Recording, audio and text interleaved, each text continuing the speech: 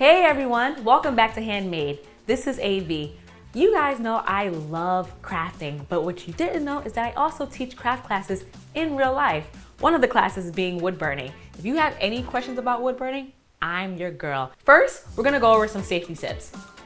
It's wood burning, so that means it burns. It will burn your hand. When it's heating up, you never wanna touch this part of the element ever. If you are changing your tips, you should turn off your wood burning tool completely off and use pliers to remove the tips or to change your tips. Also, it burns everything that it touches, so keep it on the stand. And also you should tape your stand to your table to make sure it's really secure. Next, we're gonna go into transferring your image. Once you find an image that you like, you can freehand, but if you find an image that you like on the internet or somewhere, you can use carbon paper. Take a piece of tape, tape it to your wood, take your carbon paper, just put it right underneath and begin tracing. This will leave the image on your wood. You want to press hard, not too hard, you don't want to rip the paper, but firmly. As you're tracing, you want to periodically look to see if it is transferring over. It's pretty light, but it's enough for us to wood burn it. Now we're gonna use the universal tip. With the universal tip, you can do shading, lines, dots, it's universal. So to start, it's good to pull instead of push on your wood as you're doing wood burning. The more pressure you apply, the darker your lines will be. As long as what you want to burn is wood, you can use your wood burning tool on it. Pine, oak kind of has like an open grain, so it's not that it's unfavorable, but some people do kind of stray away from it. But you can use bamboo, this is bamboo. You can use any kind of wood. Some just require a little bit more elbow grease.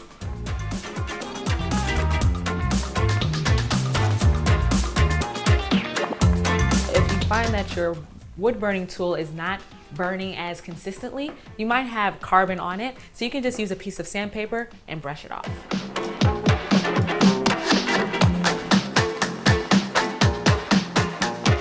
This is a workout, so think of it like leg day, but for your wrists. Just do a little flick of the wrist and keep going. I've finished the design. I did a honeycomb, but kind of like in a sparse kind of fashion. You know, jazz it up from the pattern that we originally had. But I'm going to use the shading tip to shade in the honeycombs, which I'm going to do next. Now, to change the tips, what do you have to do?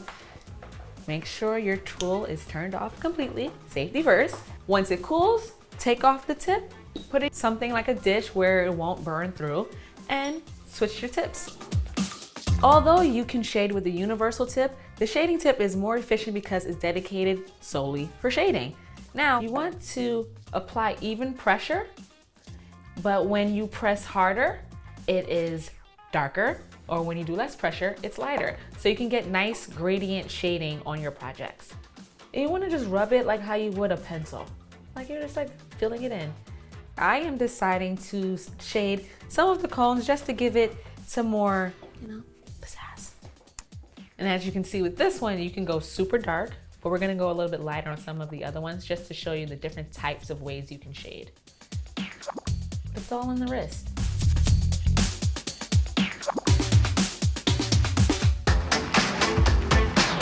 All right, this looks good. I am going to switch this tip to the flow point. The flow point is great for detail work like dots.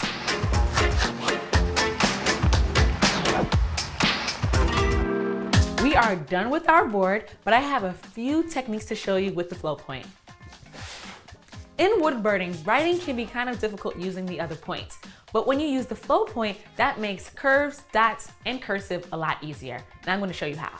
I printed this out, cut it small, and I'm going to rub my pencil just like this so I get enough graphite on the back of my image. You can use this method if you don't have access to carbon paper. Okay, now we're going to put it on our piece and we're going to take our pencil and trace. Here you go. Now that we have our word transferred, we are going to take the flow point and gently work. This burns a lot faster because this wood is softer than the cheese board. And now, because the wood is so soft, we can just use the flow point to shade it in. Yum!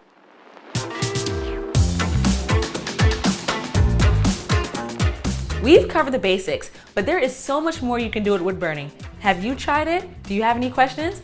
Let me know in the comment section. Don't forget to like and subscribe, and I'll see you later. Toodles!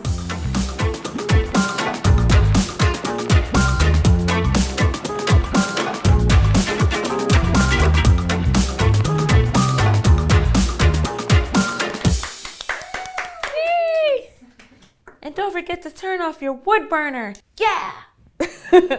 Be safe. Don't burn your hands or your house.